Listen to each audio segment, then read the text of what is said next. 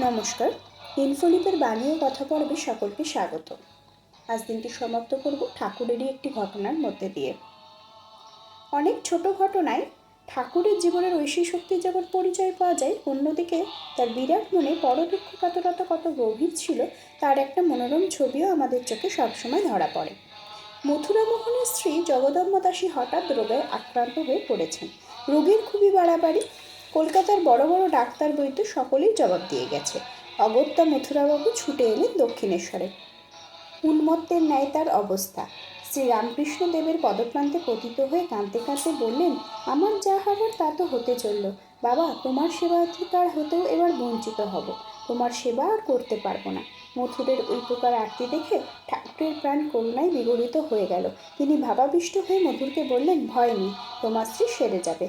বাবার অভয়বাণী শুনে যানবাজারে ফিরে এসে মথুর দেখেন যে স্ত্রীর অবস্থা ভালোর দিকে ফিরেছে। ঠাকুর বলতেন, সেদিন থেকে জগদম্বা দাসী ধীরে ধীরে আরোগ্য লাভ করতে লাগলো, আর তার রোগের ভোগ ঠাকুরের নিজের শরীরের উপর দিয়েই হতে লাগলো। ঠাকুরের এই সুন্দর ঘটনার মধ্যে দিয়ে আজ দিনটি সমাপ্ত করলাম। সকলে ভালো থাকবেন, সুস্থ থাকবেন, আনন্দে থাকবেন। ঠাকুর, মা, স্বামীজির চরণে প্রণাম জানাই।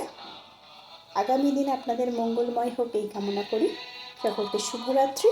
ধন্যবাদ।